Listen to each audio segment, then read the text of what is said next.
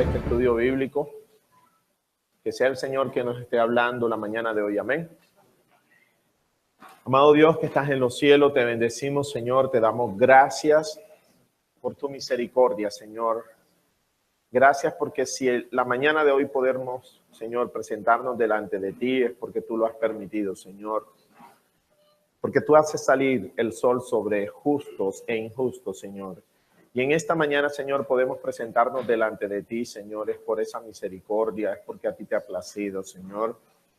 Deseamos, oh Dios, que tu palabra penetre en nuestro corazón, Señor, y haga, Señor, y cumpla el propósito para la cual fue enviada. Señor, ayúdanos a someternos, Señor, a tu palabra. Que cada conocimiento, Señor, sea para obedecerte más y más, Señor. Que cada pregunta que hagamos, Señor, es para traer gloria a ti, Señor, y no envanecimiento a nuestros corazones. Por eso la mañana de hoy, Señor, yo te pido que nos acompañes en este estudio bíblico, Señor. Que me des sabiduría para poder predicar tu palabra, Señor, para enseñar con verdad. Señor, que no permitas, oh Dios, que mi conocimiento, Señor, mis ideas primen, Señor, antes que tu palabra. Porque es tu palabra, Señor, la que nos liberta. Como está escrito, conoceréis la verdad y la verdad os hará libre. Por eso en esta mañana, Señor, nosotros confiamos en que tú estás en medio nuestro, Señor, que tú haces tu obra. Te pido, Dios, que tomes control de todas las cosas, Señor. Que cada niño, que cada joven, que cada hermano, que cada mujer aquí presente, Señor, sea ministrado por medio de tu palabra, pero sobre todo, Señor, que tu nombre sea glorificado, Dios. Por eso en esta mañana yo te suplico, Señor, que me uses conforme en tu voluntad, oh Dios. Haz tu voluntad, Señor, y no la nuestra.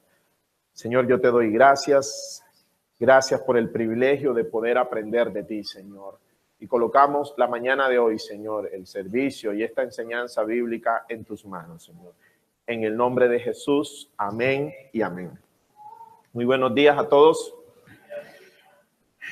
Primera de Corintios, capítulo 6, versículo 8. Bien, la mañana de hoy vamos a continuar con el estudio bíblico que hacen hoy 8 días el Señor a través de Leonardo.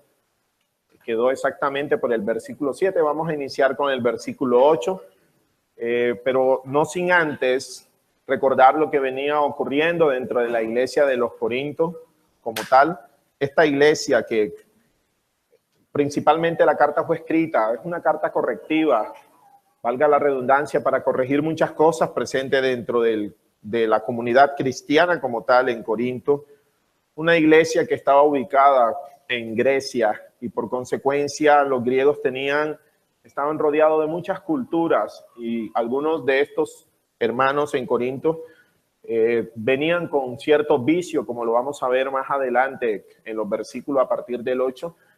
Y el apóstol Pablo entra a corregir algunas cosas dentro de la congregación muy puntuales, pero la razón es muy sencilla porque estaba en tela de juicio, estaba en juego el evangelio mismo como tal. El versículo 8 dice, en cambio, son ustedes mismos los que hacen lo malo y estafan aún a sus propios hermanos. El apóstol Pablo viene hablando de estos hermanos que estaban estafando y este versículo es posible entenderlo teniendo en cuenta el versículo 7, es decir, el versículo anterior dice, el hecho de que tengan semejantes demandas legales unos contra otros es en sí una derrota para ustedes. El apóstol le está recordando, porque como aprendíamos hace 8 días, estos hermanos por cosas mínimas, por cosas muy triviales, se demandaban unos a otros. Y estas demandas producían de alguna manera un mal testimonio en medio de la iglesia. Y sea por A o por B, si un hermano demandaba a otro, sea que ganaba o sea que perdiera la demanda, finalmente terminaba siendo una derrota espiritual en ese sentido. Pablo se los está mencionando, porque nada más y nada menos el mismo Señor, el nombre de Cristo quedaba pisoteado a causa del testimonio de estos hermanos presentes aquí. El apóstol hace una pregunta, dice, ¿por qué mejor no aceptar la injusticia y dejar el asunto como está? ¿Por qué no se dejan estafar? Veíamos el domingo también anterior, veíamos que es tremendo el llamado que hace el Señor aquí. Coloca en manifiesto que muchas veces es mejor perder y asumir la misma actitud que asumió Cristo. El apóstol Pablo, en este caso, está elevando el estándar que todo cristiano debe asumir las mismas pisadas del Señor. Cristo enseñó a que cada uno de nosotros debemos en algunas ocasiones, si es necesario, voltear la otra mejilla. Es necesario perder. En este caso le está diciendo a los hermanos, es necesario dejar estafarse con tal que el nombre de Cristo no sea blasfemado en medio de los gentiles y en medio de las personas que estaban a su alrededor. Y el versículo 8 que nos conecta el día de hoy, e iniciamos el estudio, dice, en cambio son ustedes mismos los que hacen lo malo y estafan a sus propios hermanos. El apóstol Pablo deja en evidencia que ellos son los que estaban estafando. Este pecado estaba presente en medio de la iglesia. Los mismos hermanos, el apóstol Pablo hace ver este grave pecado de estafar a sus propios hermanos y toman la ocasión el apóstol para amonestar a los corintios acerca de muchas costumbres viciosas que ellos venían manifestando. Entre esos, bueno, voy a simplemente aquí mirar algunos vicios que traían esos hermanos. En el versículo 11 dice, algunos de ustedes eran así. Eso significa de que estos hermanos venían con esas costumbres de estafar, de hacer lo malo, y como vamos a ver más adelante, algunos de ellos consideraban el acto de la inmoralidad sexual, fornicación, como algo normal dentro de la iglesia, y vamos a explicar ahorita los motivos por los cuales el apóstol viene haciendo la amonestación en ese sentido. El versículo 9 dice, es una pregunta, ¿no se dan cuenta que los que hacen lo malo no heredarán el reino de Dios? La versión Reina Valera de este mismo texto bíblico dice, ¿no sabéis que los injustos no heredarán el reino de Dios?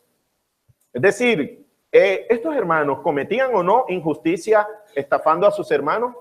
Por supuesto que sí. Ahora, este pecado que menciona aquí que Pablo viene corrigiendo de alguna manera repercute en otros pecados que vamos a ver en el siguiente texto bíblico que nos está mostrando.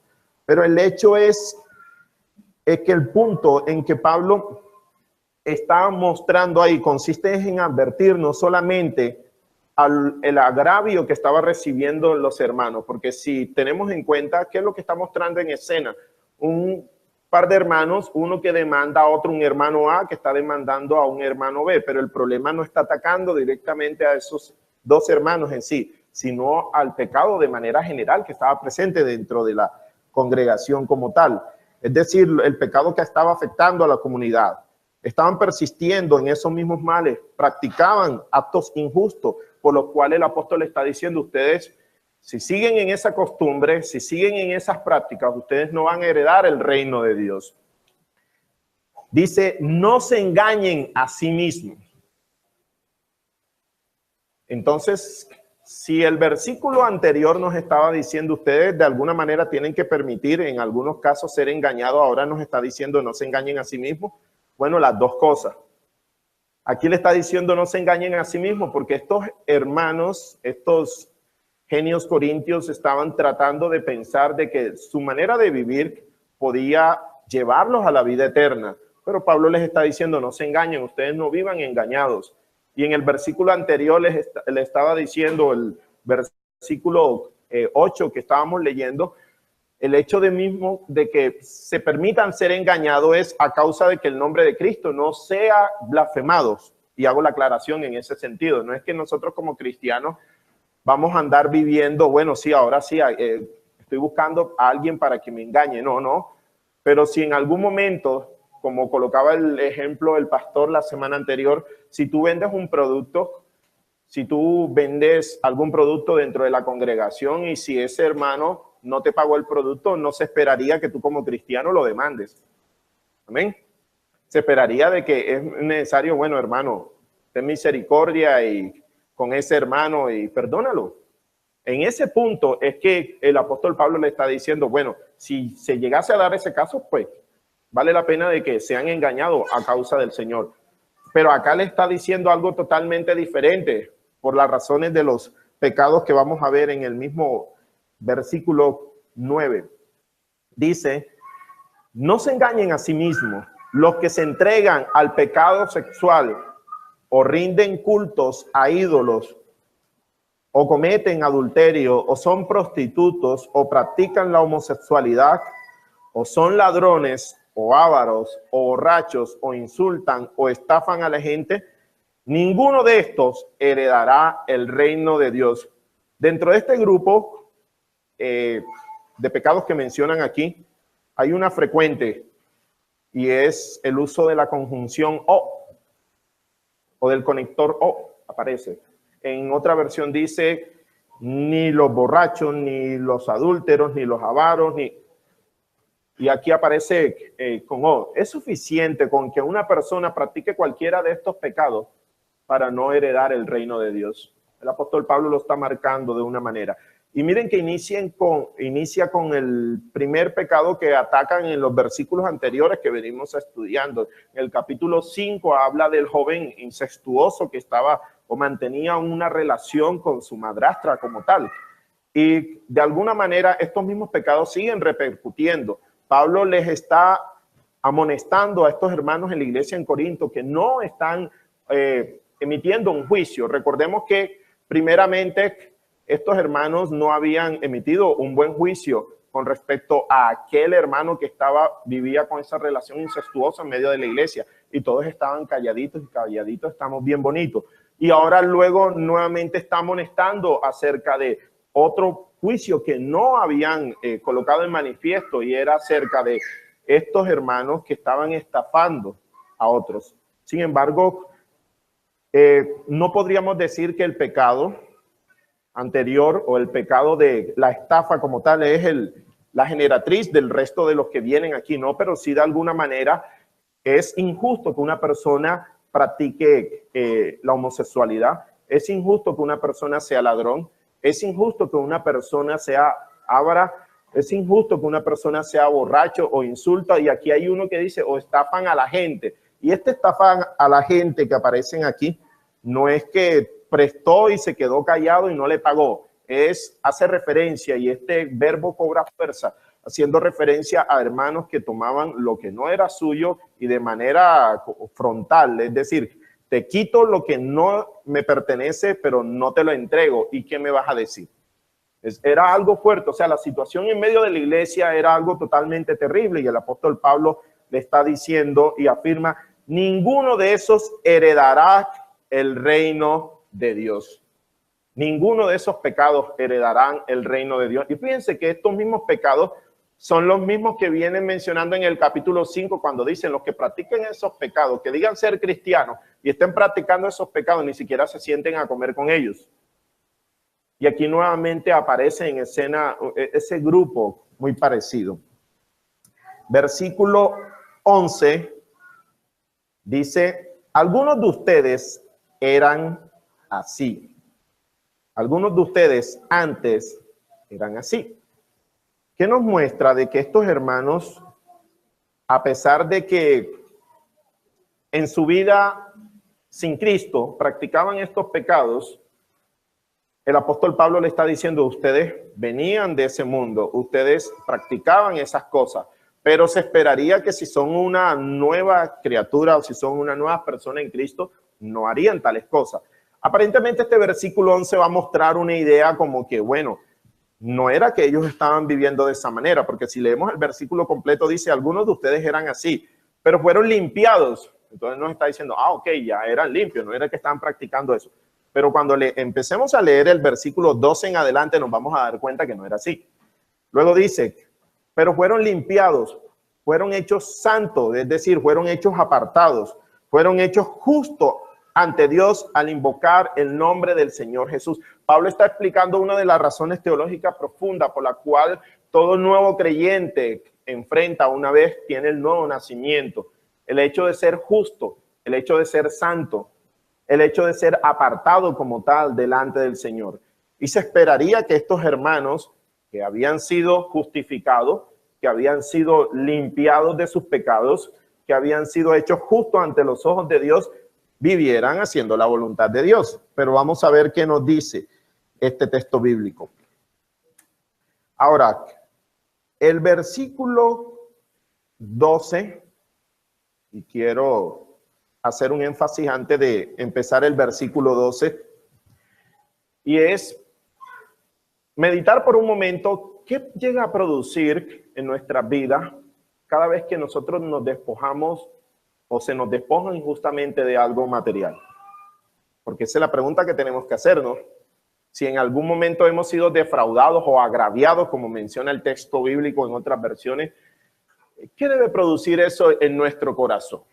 ¿Una dureza, un deseo de venganza o simplemente una actitud dejándolo en las manos de Dios? Matthew Henry, un puritano del siglo XVII más o menos, dice: un despojo y una pérdida materiales son siempre mejores que una derrota y una pérdida espiritual. Es decir, siempre va a haber un momento en que tú pierdes algo, pero a causa del Señor, si eso que perdiste trae gloria, tendrás tu recompensa, amado hermano. De hecho, es tremendo porque parte de la vida del cristiano se resume en eso. Entonces, vamos a ver qué nos dice el versículo 12. Y quiero ahora sí, porque en esta parte hay mucho material, muchas cosas que decir. Del versículo 12. Antes de empezar a leer, quiero hacer la misma aclaración que venía diciendo al principio. La carta de Corintios es una carta correctiva. El apóstol Pablo viene corrigiendo cosas. Primero, venía corrigiendo la preferencia que tenían estos hermanos en la iglesia en Grecia a causa del liderazgo. Algunos de ellos preferían a Apolos, a Cefas o a Pablo, y Pablo mismo escribe la carta corrigiendo esa actitud de estos hermanos. Los Corintios era una iglesia ubicada en Grecia y como tal los griegos resaltaban mucho la retórica y resaltaban mucho el discurso. Por eso vamos a ver muchas preferencias dentro de esta congregación en ese sentido. Pablo en primera medida ataca eso. Luego posteriormente viene lo que les comentaba, el hombre que vivía con su madrastra. Pablo exhorta a los hermanos por no emitir un juicio contra ese hermano y Pablo no presente escribe la carta y emite su juicio. Posteriormente vemos a este hermano que había demandado al otro y llevándolo a los tribunales y diciéndole de alguna manera: hermano, qué vergüenza que no exista dentro de la congregación una persona que siente a este hermano y al otro hermano y pueda escucharlo a los dos y emitir un juicio acerca de eso. Entonces Pablo viene amonestando y luego nuevamente retoma la parte de la orientación sexual como tal. Y es este versículo 12 que nosotros vamos a leer. Pablo no termina su discurso acerca de la inmoralidad sexual y aquí retoma y cobra un poco más de fuerza. Versículo 12 dice: ustedes dicen, se me permite hacer cualquier cosa, pero no todos les conviene. En otra versión, que la Reina Valera, la tengo por acá, me gusta más, dice: todas las cosas me son ¿qué? Lícitas, mas no todas convienen. Todas las cosas me son lícitas, mas yo no me dejaré dominar de ninguna de ellas. Cabe destacar que estos mismos hermanos, la iglesia en Corinto era muy dada al hecho de que vivían su filosofía de vida, era mucho más adaptadas a ciertas frases o a ciertos eslogan que lo consideraban algo como algo teológico en medio de su vida. Cabe destacar que no es el apóstol Pablo que está diciendo, es ellos los que están mencionando eso. Dice, ustedes dicen, se me permite hacer cualquier cosa. Y esa cualquier cosa, los corintios lo entendían, cualquier cosa que se le ocurriera, aún el hecho mismo de satisfacer sus deseos sexuales de manera sin límites. Era terrible porque ¿cómo es posible que en medio de una congregación, cómo es posible que en medio de una iglesia, como lo vamos a ver más adelante, habían hermanos que consideraban eso como algo normal? Hoy nosotros escuchamos eso y nos parece aberrante. De hecho, había un templo consagrado donde habían mujeres prostitutas, donde ellos subían y hacían, satisfacían sus deseos y Pablo le está atacando directamente eso, le está diciendo, se me permite hacer cualquier cosa, decían ellos, pero no todos les conviene. Pablo pasa a corregir la conducta de estos hombres. Y hay dos frases marcadas dentro de esto que quiero estudiar, que está dentro del versículo 12 y el versículo 13, que lo vamos a ver más adelante. Entonces, al igual que antes, lo que estaba aquí en juego es el evangelio. Ahora, la pregunta es, lo que nosotros debemos aprender de aquí es, no siempre es conveniente hacer todas las cosas que se puedan hacer. No siempre es conveniente hacer todas las cosas que se puedan hacer. Aunque una cosa sea legítima, debemos considerarla si hacer eso nos conviene y si eso nos está controlando. Porque Pablo les está diciendo, se me permite hacer cualquier cosa y no debo volverme esclavo ¿de quién? De nada. No debo volverme esclavo de nada. El punto es que estos hombres espirituales hacían esas cosas, eran esclavos de esas cosas y no entendían lo que Pablo les estaba tratando de transmitir. Por eso Pablo viene a corregir la conducta de estos hermanos. En esos versículos, Pablo pasa a corregir el proceso de pensamiento equivocado que llevaba a algunos a justificar su conducta pecaminosa. Ese razonamiento equivocado puede ser resumido en dos refranes y el primer refrán es este que nosotros vemos aquí. Algunos asumen que este refrán fue tomado del apóstol y otros piensan que hacía parte de la filosofía de vida de la iglesia en Corinto por sus vicios y costumbres que traía anteriormente. Por A o por B, habían tergiversado el sentido de la misma y estaban estos hermanos haciendo lo que se les ocurra. Y esto en nuestra vida nos pone en manifiesto. Cada vez que nosotros vayamos a tomar una decisión, es lícito, por poner un ejemplo, vamos a colocar un ejemplo para ser claro. ¿Es bueno comer? Buenísimo, ¿cierto? Es bueno comer. Ok, entonces partimos de la premisa, es bueno comer. Pero si comer me domina, y si yo me levanto a las 3 de la mañana con un deseo insaciable porque tengo hambre y todo lo que pienso es comida, comida, estoy en el servicio, estoy escuchando al predicador y lo que estoy es pensando en la hamburguesa que dejé allá en la casa. Entonces, amado hermano, eso ya se ha convertido en algo que se llama gula. Es decir, ya hay algo que te está controlando. Y en ese sentido, el apóstol Pablo está manifestando de que todo te es lícito. Ahora, cabe destacar, ese todo me es lícito no está haciendo referencia a robar, porque ni en el contexto de los cristianos, pensemos en la gente, dejemos a un lado los corintios y pensemos en la gente normalmente. ¿Es lícito que una persona robe? ¿Es lícito que una persona mienta? Entonces no están hablando de eso, están hablando de las cosas que son normales, que aparentemente son inofensivas, que no afectan moralmente la estructura de una sociedad como tal. Pablo les está diciendo a estos hermanos, todo me es lícito. Ustedes han escuchado esto, ustedes dicen esto, pero Pablo le está diciendo, le responde y dice, mas no todo me conviene.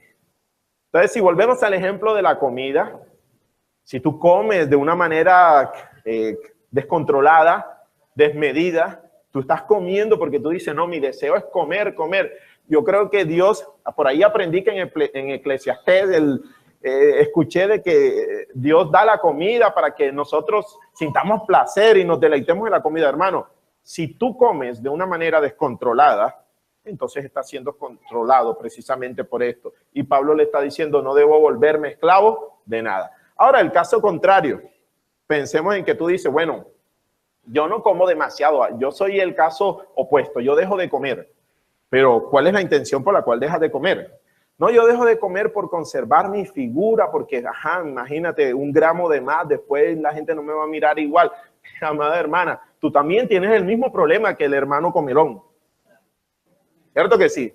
Porque ahora, ¿qué es lo que te está controlando a ti? El deseo exacerbado de tu belleza. Tú quieres exhibirte, quieres ser reconocida. Y finalmente tú dices, no, es que yo ahora, mira, por eso coloco el ejemplo para darte a entender que había muchas cosas que estos hermanos, y ahora lo vamos a ver sobre todo en el versículo 13, porque el versículo 13 da mucha más fuerza a eso, al ejemplo que acabo de colocar. Dice, se me permite hacer cualquier cosa. Y hay algo que nosotros debemos tener en claro aquí. Una pregunta. Buenos días. Buenos días. Hermano, en ese versículo 12, de todo que se me puede hacer se me permite hacer cualquier cosa. La escritura, como ya lo venía explicando el hermano Leo el domingo pasado, atacando los conflictos en medio de la congregación, hace referencia, aunque podía incluso llevar el caso ante los tribunales, ante una persona incrédula, aunque lo podía hacer civilmente, no convenía, porque Cristo era atacado, no como quien se ataca a una persona, porque Cristo jamás puede ser atacado, sino el nombre, el evangelio, lo que representa a Cristo para la fe de los cristianos. Entonces, haciendo referencia a que todo se debe hacer de una manera en orden, apropiada. Bueno, el todo me es lícito no está haciendo referencia a que, bueno, hagan las cosas de una manera en orden apropiada, sino es, más que todo es apuntando a que lo que yo voy a hacer, ¿qué tanto glorifica al Señor eso que voy a hacer?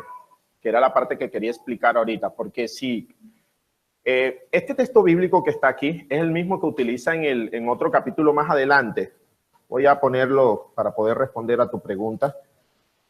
En el capítulo 10, versículo 23 dice, ustedes dicen, se me permite hacer cualquier cosa, pero no todo les conviene. Dicen, se me puede permitir hacer cualquier cosa, pero no todo trae beneficio. Y el versículo 24 dice, no se preocupen por su propio bien, sino por el bien de los demás. Y si yo resalto y paso al versículo 32, dice, no ofendan a los judíos, ni a los gentiles, ni a la iglesia de Dios. Yo también trato de complacer a todos en todo lo que hago. No lo hago solo lo que es mejor para mí, hago lo que es mejor para otros a fin de que muchos sean salvos. Es decir, lo que yo voy a hacer, ¿qué tanto puede producir? Primero, en mi propia vida en cuanto a mi relación con Dios. Segundo, en medio de la iglesia, ¿cuánto puede edificar para salvación? Y tercero, a los que están afuera para testimonio y pueda Cristo ser glorificado. Entonces, no es tanto el hecho de que haya un orden en que se puedan hacer las cosas, sino es qué tanta incidencia tiene eso o qué tanta repercusión en la vida espiritual pueda provocar en una persona y sobre todo que el nombre de Cristo no sea pisoteado. No sé si soy claro en la respuesta. Luis iba a decir algo. Bueno, yo quiero hacer un aporte ahí acerca de lo que está diciendo el hermano Diego.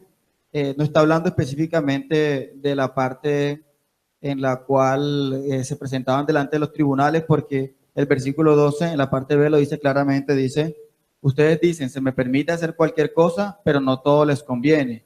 Y aunque se me permita hacer cualquier cosa, no debo volverme esclavo de nada. Ahí lo que está hablando el apóstol es precisamente de esas cosas que te pueden hacer volver esclavo. Por ejemplo, el tema que ponía Gerson acerca de la comida, esas cosas que no son malas, pero a nosotros vienen a controlar nuestra vida cuando le damos más importancia que al Señor. Pero el caso de presentarse delante de los tribunales es un caso totalmente diferente, porque eso no es concebible para nosotros, porque ese ejemplo que está utilizando Pablo allí, lo está diciendo, recalcando el orgullo que había entre ellos, tratando de erradicarlo, diciendo, de verdad, dentro de la iglesia no hay tan solo una sola persona que sea tan sabia como para resolver esta clase de problemas, que son problemas menores y pequeños. Entonces, todo me es lícito, pero no todo me conviene. No está hablando de esa parte, está hablando de los pecados, mejor dicho, de aquellas cosas que quieren controlar nuestra vida y que terminan convirtiéndose realmente en pecado. ¿Sí? Gracias, Luis. Continuamos con el versículo, seguimos dentro de ese versículo 12, y es llegar a mirar lo que Pablo está atacando directamente y qué relación tiene eso que ver con nuestra propia vida.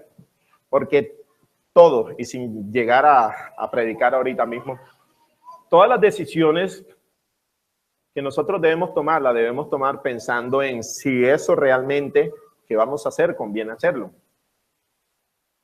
Y eso aplica en todos los aspectos, en todas las áreas de nuestra vida, nuestra relación con los demás, inclusive en las cosas tan pequeñas como nuestra manera de vestir. En otra parte, en este mismo capítulo que te acabo de narrar, del capítulo 10 de Corintio, que voy a adelantarme un poquito, 10:31 dice, así que sea que coman o beban o cualquier otra cosa que hagan, háganlo todo para la gloria de Dios. Ese es el punto principal. Que todo lo que nosotros hagamos siempre pensemos en la gloria de Cristo. Lejos de eso, entonces estaríamos pensando en algo que sea simplemente beneficio para mi propia vida. Porque querramos aceptarlos o no, hermanos, nosotros vamos a estar enfrentados a muchas decisiones en medio de nuestra vida. Es decir, voy a poner otro ejemplo. Si una mujer, yo creo que si una mujer se viste de la manera como se viste, ¿qué debería pensar de acuerdo a este texto bíblico? Debes hacerlo conforme para la gloria de Dios. No estoy diciendo utiliza una falda larga que te tape la uña corroncha. No estoy diciendo eso. Estoy diciendo es si te vas a vestir, vístete de una manera que sea ¿qué? Apropiada, de una manera que glorifique al Señor y no de una manera que produzca en otra persona un deseo distinto de glorificar a Cristo.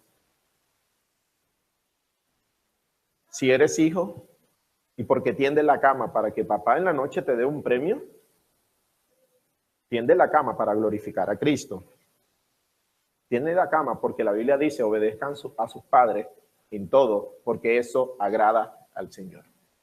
Si eres hombre, y no me quiero ir a prédica, porque esto suele prestarse mucho para una prédica y se puede armar una buena prédica, pero si tomas las decisiones en tu vida, trabajas, ¿lo haces para qué? Para glorificar a Cristo. Tomas decisiones con base a qué? Para glorificar al mismo Señor. Amén. Versículo 13, otra frase que aparece aquí.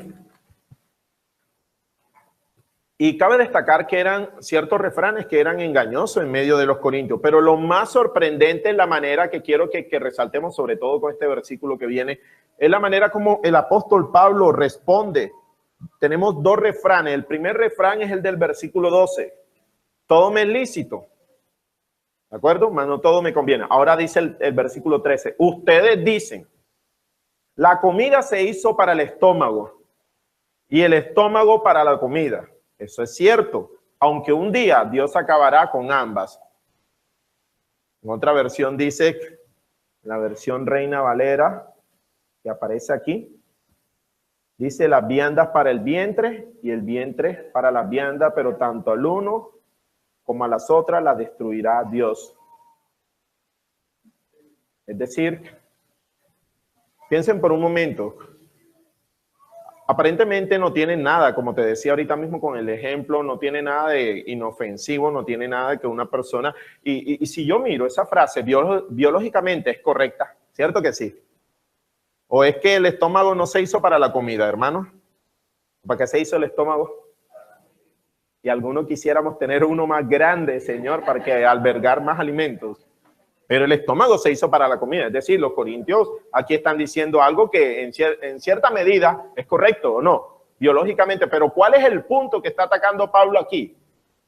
¿Cuál es el problema que está atacando aquí? El problema es que estos hermanos utilizaban esa frase y la equiparaban para lo que sigue en el versículo en la parte B. ¿Qué nos dice? Pero ustedes no pueden decir que nuestro cuerpo fue creado para la inmoralidad sexual. Es que ese es el punto. Ok. Miren la manera de pensar de estos hermanos en Corinto. Ellos decían, bueno, si el estómago se hizo para la comida, o más bien la comida para el estómago y el estómago para la comida, entonces el deseo sexual yo lo puedo satisfacer, no importa ni cómo ni con quién.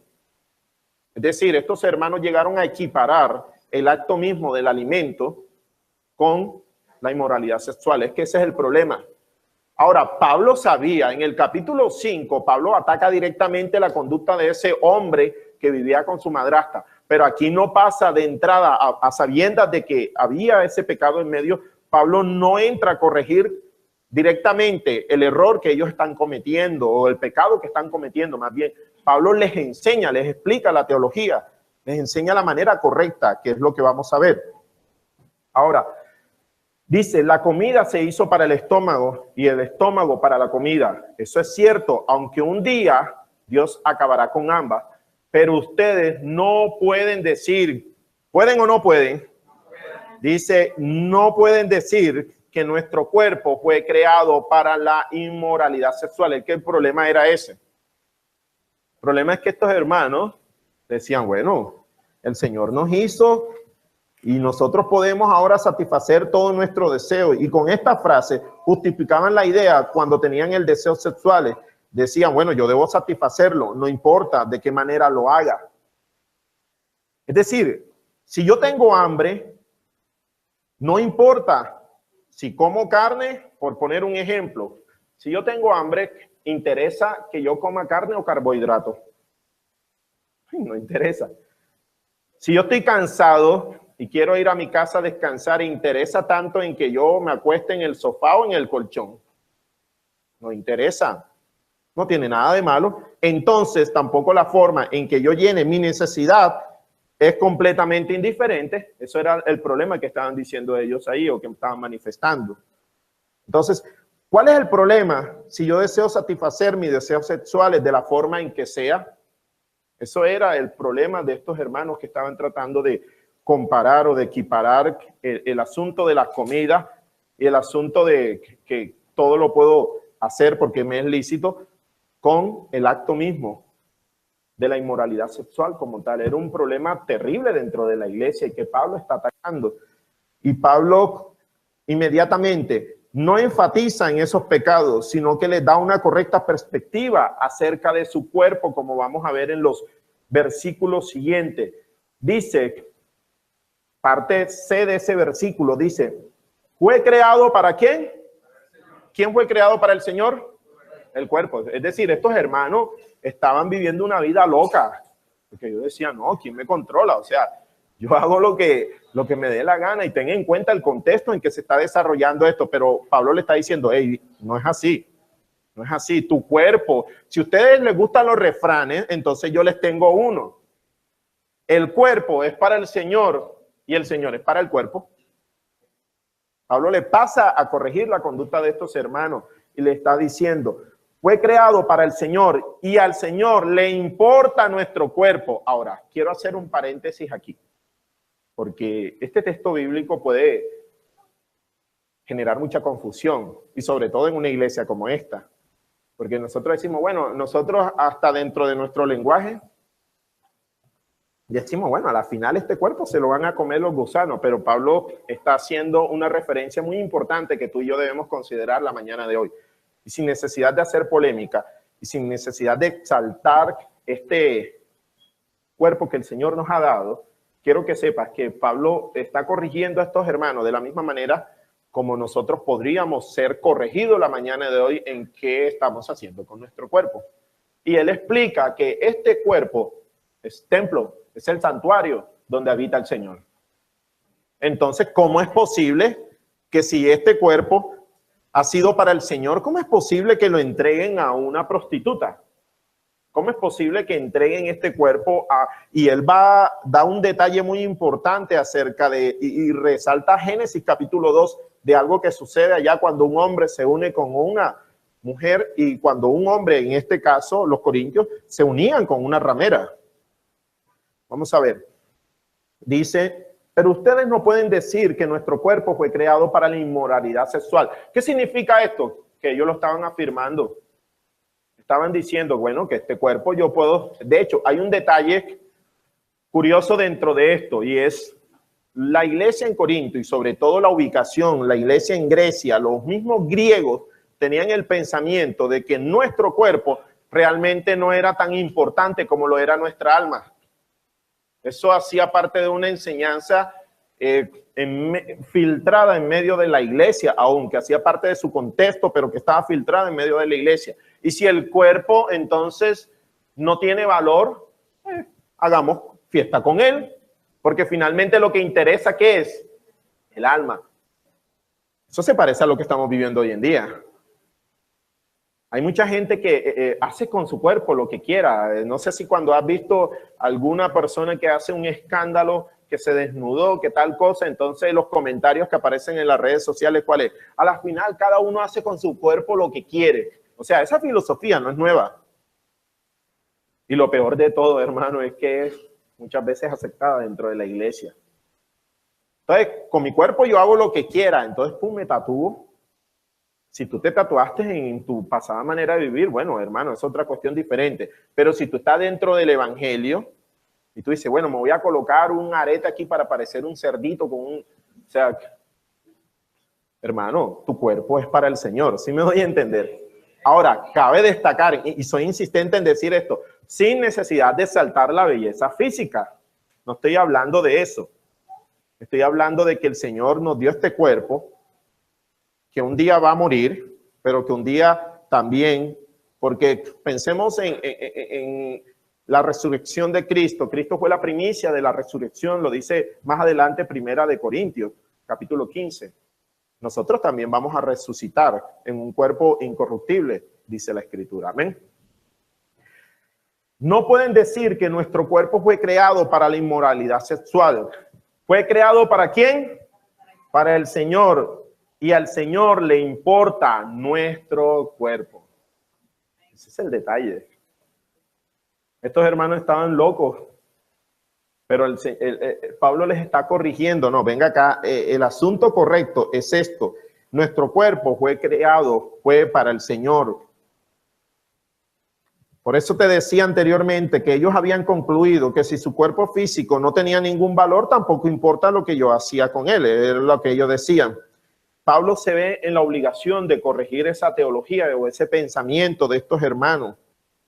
Entonces, si bien es cierto que la comida es para el estómago y viceversa, el cuerpo no es para la fornicación, sino para el Señor, es lo que le está diciendo ahí. La relación entre el estómago y la comida es pasajera, pero entre el cuerpo y el Señor es eterna. El cuerpo fue diseñado para servirle al Señor. Y la razón es muy sencilla, amados hermanos. Nuestro cuerpo es la casa del Señor. El Espíritu Santo habita en nosotros. Por eso, en otra parte, aquí dice, glorificad a Dios con vuestros cuerpos. Y eso es un mandato. Por eso debemos darle gracias a Dios por lo que el Señor nos está enseñando. Dice, fue creado para el Señor y al Señor le importa nuestro cuerpo. Versículo 14. Y Dios nos levantará de los muertos con su poder, tal como levantó de los muertos a nuestro Señor. Es decir, va a llegar la necesidad, va a llegar un momento en que nosotros vamos a morir, por supuesto que sí. Por supuesto que sí vamos a morir, pero vamos a ser levantados.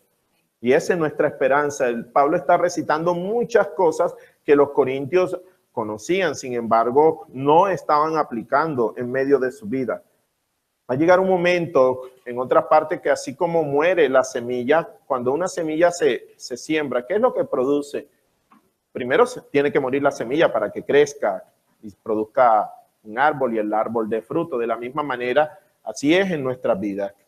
Este cuerpo morirá, pero algún momento vamos a resucitar para la gloria del Señor, para vida eterna. Amén. Versículo 15. Y sigue insistiendo Pablo con esta parte del cuerpo. O sigue haciendo otra pregunta aquí.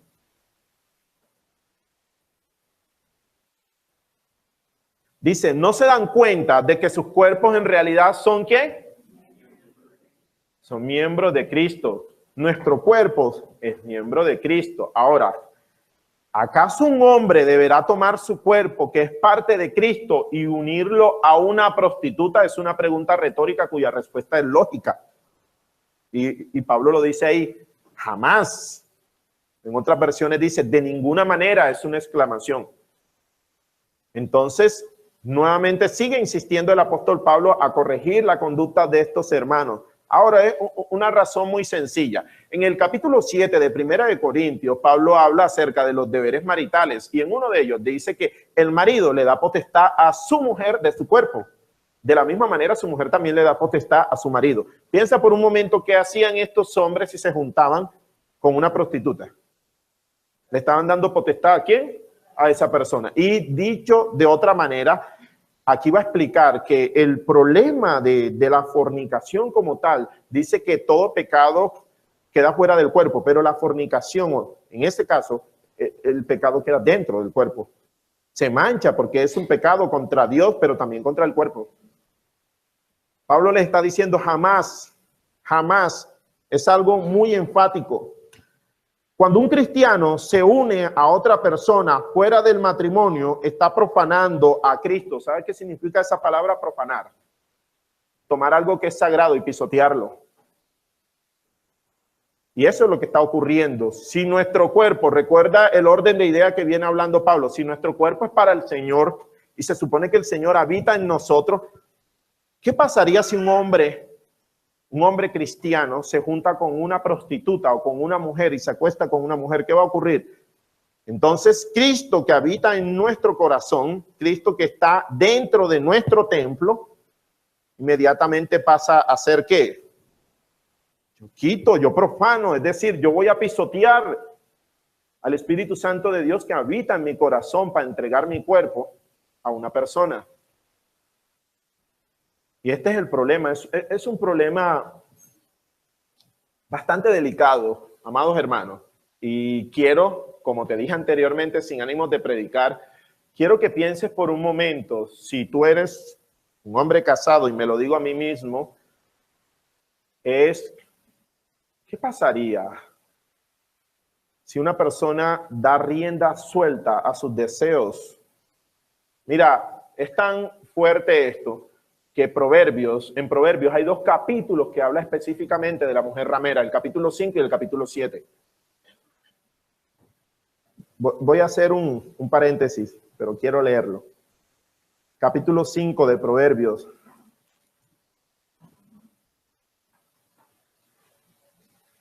Versículo 3. El Señor dice: pues los labios de una mujer inmoral son tan dulces como la miel y su boca es más suave que el aceite. Pero al final ella resulta ser tan amarga como el veneno y tan peligrosa como una espada de 2 filos. Sus pies descienden a la muerte y sus pasos conducen derecho a la tumba. Pues a ella no le interesa en absoluto el camino de la vida. Van tambaleándose por un sendero torcido y no se dan cuenta. Así que ahora, hijos míos, escúchenme, nunca se aparten de lo que les voy a decir. Aléjate de ella. Aléjate de ella aparece también acá. Dice, huye de la fornicación. Ahora lo vamos a ver más adelante. Dice, aléjate de ella, no te acerques a la puerta de su casa. Si lo haces, perderás el honor y perderás todo lo que has logrado a manos de gente que no tiene compasión. En esta semana leía una frase del pastor Sugel Michelin que decía, 5 minutos de pasión destruye toda la vida de un ministerio. Por eso, ten cuidado, hombre que estás aquí. Ten cuidado.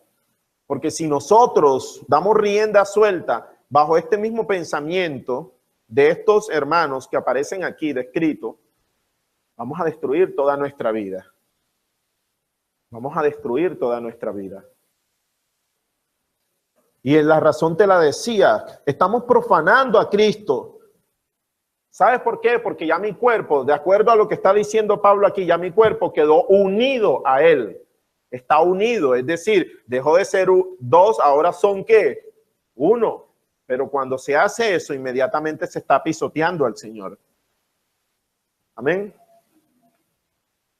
Los 2 se convierten en uno solo. Ahí que está citando Génesis capítulo 2, versículo 24. Por tanto, el hombre dejará a su padre y a su madre, se unirá a su mujer y los 2 serán una sola carne. Es decir, los 2 se funden en un solo ser. En otra versión aparece así. Luego dice, pero la persona que se une al Señor es un solo espíritu con él. Pablo sigue reafirmando el mismo hilo conductor del cual viene hablando. Un mismo espíritu con él. Un mismo espíritu con él. Y ahora, por tal motivo, en el versículo 18, reafirma algo que es muy importante. Dice, huyan del pecado sexual. Este verbo que aparece en huya aquí, en el original, en el griego, dice manténganse huyendo. Es decir, es un presente continuo. No está hablando de que yo huí hoy, sino de que mantente huyendo, hermano. Allá en Proverbios, ¿qué nos decía? Aléjate de ella. Acá que nos dice, huye, no te pongas a reprender. Esto no es para reprender. Yo reprendo eso. No, viejo, ese no es el punto. El punto es que te vayas de ahí, hermano. Ahora, ¿huyes para dónde? ¿Tú vas a salir corriendo? ¡Ay! No, huye hacia Cristo. Huye hacia el Señor. Es que ese es el punto. que nosotros debemos considerar lo que está diciendo la Escritura.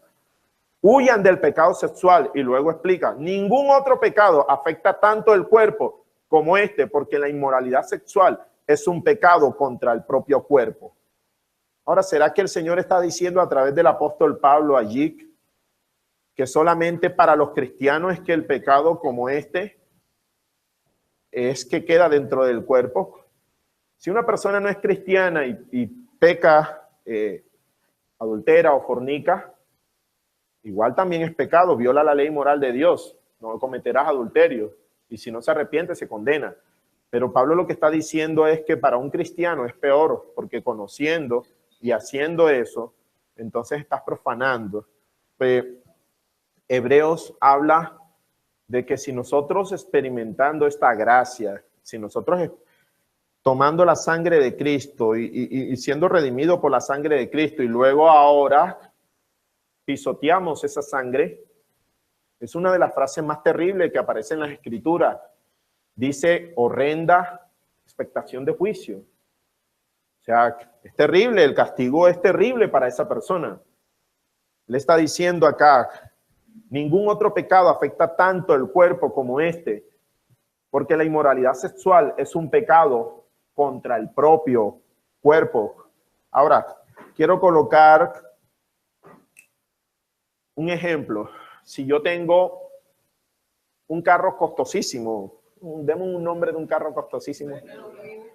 BMW, un Lamborghini, es más costoso. Ok, si tú compras un Lamborghini por 200 millones de dólares y tú te la pasas por toda la autopista a 150 kilómetros por hora, volándote todas las señales de infracción de esta que hay de reducción de velocidad, y le das rápido, y la gente te ve, alguien podría pensar, bueno, esa persona o nosotros como cristianos está pecando con su carro, está haciendo lo malo, está quebrantando las reglas de tránsito. Pero si tú tomas ese mismo carro y abres tus puertas y abres el baúl y lo llenas de basura completamente y sales por la calle y la gente te ve, te van a decir, está loco. Y si alguien cristiano te va a decir, está pecando no con su carro, sino contra su carro. ¡Qué desperdicio! Un hombre compra un carro para llenarlo de basura, mejor consíguete un carro mula. Vas a conseguirte este carro para transportar basura. ¡Qué locura! ¡Qué desperdicio! Bueno, de la misma manera, cuando un hombre peca contra su propio cuerpo, ¿sabes qué está haciendo? Está abriendo su baúl y llenándolo de pura basura y cargando con eso. A pesar que la gente te esté viendo y a pesar que conoces lo que dice Proverbio, estás pecando contra tu propio cuerpo. ¿Sabes qué? Pablo le está diciendo, el pecado de la inmoralidad no solo se comete con el cuerpo, sino contra él. Y ese es el punto. El hermano Moisés tiene una pregunta. A mí me llama la atención que en la Biblia, bueno, pecado es pecado, sea cual sea, pero la Biblia es muy enfática en algunos pecados más que otros. Por ejemplo, cuando habla de la blasfemia contra el Espíritu Santo, y en este caso particular, cuando habla del pecado sexual, Pablo se toma un tiempo considerable en explicar que eso está muy mal dentro de la iglesia. Mi pregunta es, ¿cuáles son las implicaciones del pecado sexual a nivel de la iglesia? ¿Qué debería pasar? Obviamente tiene que haber un proceso de disciplina con la persona que está cometiendo este pecado, pero ¿cuáles son las reales implicaciones? ¿Qué debería pasar? Lo pregunto porque es muy conocido que en el mundo evangélico hay mucha gente que practica el pecado sexual y sin embargo todavía son ministros, todavía están liderando en medio de la iglesia. Entonces, ¿qué debería pasar con una persona que practica este tipo de pecado? Ok, muy buena pregunta, Moisés. Una persona que practica este tipo de pecado depende de qué persona sea. Ejemplo, si es un ministro y cae en adulterio, la escritura es clara en la primera carta de Timoteo de que esa persona no puede seguir siendo ministro, es decir, no puede seguir siendo ni pastor, ni diácono, ni ejercer la función de autoridad en medio de la congregación. Puede una persona que pecó sexualmente hablando, en ese punto, en la pregunta que tú estás haciendo, ser restaurada? Por supuesto que sí. Si se arrepiente, ¿se le va a recibir? Por supuesto que sí. Ahí tenemos el caso de 1 de Corintios, que en la segunda carta aparece restaurado y dentro de la congregación. ¿Puede seguir liderando? No. Es decir, no es tan cierto el hecho de esos famosos ministerios de restauración. ¿Lo has escuchado? El ministerio de restauración, y el pastor cuenta su experiencia. Y de repente hay muchos hogares, si el pastor lo hizo, recordemos lo que dice Osea. Si el pastor de una iglesia hace algo que tiende a hacer el pueblo, exactamente lo mismo. Y la pregunta es, ¿con qué autoridad moral un hombre va a decir, hermano, séle fiel a tu esposa? ¿Qué le va a decir un hombre a un hermano que séle fiel a tu esposa, que ha caído ese hermano? ¿Qué le va a decir, hermano? Pues dame el ejemplo. El ruido de tus acciones no me dejan escuchar lo que tus palabras quieren decir. Que ese es el punto. Por eso decía, depende de la persona. Ahora, si no es un ministro, si no es una persona de la congregación, también si se restaura y se arrepiente, va a tener y va a compartir de la comunión de los hermanos. Obviamente va a pasar el proceso de disciplina, como dice Mateo capítulo 18. Ahora, si no se llega a la última instancia, entonces tiene la disciplina del Señor. Se arrepiente, el Señor lo restaura. Pero queda el otro punto. ¿Y cuál es el otro punto? La esposa. Puede que ese hombre asuma o no consecuencias. Por supuesto que sí las va a asumir. Y ahí pasa el otro caso de que si la esposa conviene y considera, perdona y puede mantener, pero puede asumir consecuencias en ese sentido. Entonces, ¿qué debe ocurrir? Moisés preguntaba, ¿qué debe ocurrir? Al hermano no se le debe permitir, que es lo que estaba ocurriendo con los corintios. Estos hermanos inmorales en medio de la congregación y achantaditos y todos bien bonitos. No, debe ser reprendido, debe ser exhortado. Y la iglesia debe aprender disciplina con respecto a eso. Es muy claro en ese sentido. Pero en cuanto a la parte del ministerio, sí es limitado porque uno de los requisitos en la primera carta de Timoteo es que un hombre debe ser hombre de una sola esposa, debe serle fiel a su esposa. Y ese requisito es innegociable. Hay muchos más, pero en ese punto eso no sé, Moisés, si respondí Ok. ¿Seguro? Ok. Bien. Versículo 17 dice, pero la persona que se une al Señor es un solo espíritu con Él. Pablo sigue diciendo, es un solo espíritu con Él. Nosotros, en el día de nuestra conversión, ¿sabes qué ocurrió? Nos hicimos un solo espíritu con el Señor. Ya nuestro cuerpo hace parte del miembro de Cristo y eso Pablo lo dice más adelante. De hecho, en el capítulo 12, en el versículo 27, dice, todos ustedes en conjunto son el cuerpo de Cristo y cada uno de ustedes es parte de ese cuerpo. Nosotros hacemos parte del cuerpo de Cristo, pero al mismo tiempo fuimos unidos a Él. Amén. Bueno, versículo 18, quedan 4 minutos. Bueno, ya habíamos dicho, huyan del pecado sexual, ningún otro pecado afecta tanto el cuerpo como este, porque la inmoralidad sexual es un pecado contra el cuerpo. Versículo 19. Y no se dan cuenta de que su cuerpo es templo del Espíritu Santo. Es otra pregunta retórica. No se dan cuenta de que su cuerpo es templo del Espíritu Santo, quien vive en ustedes y les fue dado por Dios. Eso es un misterio increíble. ¿Cómo es posible que el mismo Dios venga a habitar y el santuario de Él? Quiero que sepa porque la referencia que está utilizando aquí es la misma referencia que se usaba en el Antiguo Testamento para hablar del sacerdote cuando entraba en el lugar santo y el lugar santísimo. Ahora, recordemos Juan capítulo 14, dice Jesús, le está diciendo a sus discípulos que el Espíritu Santo dice, yo no los dejaré solos, vendrá el Espíritu Santo que morará en vosotros, que estará dentro de cada uno de nosotros. Pablo está reafirmando eso. Dice, quien vive en ustedes, o sea, nuestro cuerpo es la casa del Señor. Nuevamente reitero eso. Por eso es necesario que nosotros tengamos cuidado qué hacemos con él. Pablo se lo dijo a estos hermanos, les corrigió su conducta. Pablo el Señor nos lo recuerda la mañana de hoy a nosotros. Amén. Ustedes no se pertenecen a sí mismos. Quiero que sepas que las dos cosas.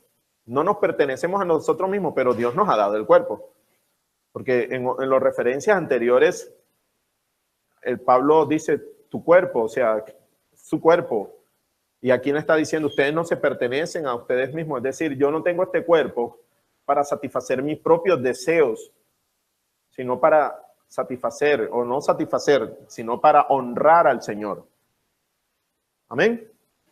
No se pertenecen a sí mismos. Esa es la razón por la cual no debemos luchar egoístamente con lo que nosotros deseamos, porque nuestro cuerpo no nos pertenece a nosotros mismos. Si una persona, no, yo hago, como te decía anteriormente, yo hago lo que quiera con mi cuerpo, no, tú no te perteneces a ti mismo. ¿Ven?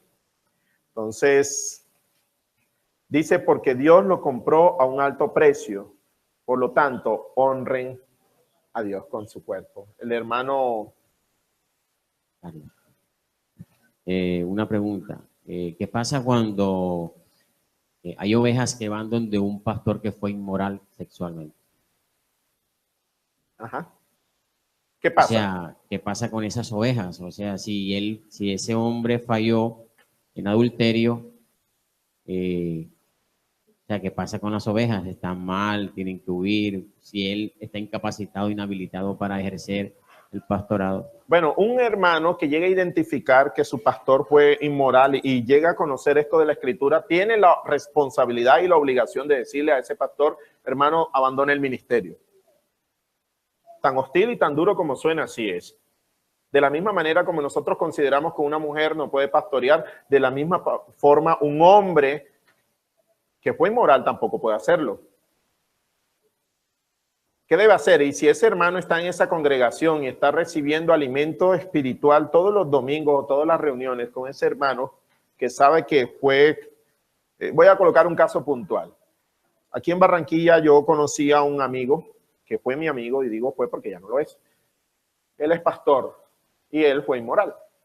En ese sentido, en algún momento y en algún instante yo le dije, la Biblia misma te descalifica a ti, ¿no? Y hoy en día sigue ejerciendo su ministerio, es una iglesia grande y están muchas personas allá. Pero si el Señor lo usa, recuerda la diferencia entre el respaldo y la aprobación de Dios. Un hombre que sigue ejerciendo el ministerio no es un ministerio aprobado por el Señor. Y la misericordia está en que si se arrepintió, Dios lo perdona, pero no puede seguir. Entonces, según la pregunta de Carlos, ese hermano debería salir de esa congregación y debería también advertir al resto. Luis, ¿tienes otra aporte o pregunta? Yo creo, no, una pregunta no, un aporte también. Y vemos lo que estábamos estudiando las clases anteriores en el capítulo 5, que la misma iglesia de Corinto, aún los que no estaban cometiendo el pecado sexual, aprobaban el pecado sexual en ese hermano. Entonces creo que aplica también un poco acá. Si ese pastor fue inmoral y ya la iglesia sabe que no aplica en la parte sexual y no aplica como pastor, entonces la iglesia también, los hermanos, las ovejas también se hacen responsables de aprobar a ese pastor que está en el púlpito ejerciendo autoridad cuando no debe. Amén. Buenos hermanos, se nos acabó el tiempo.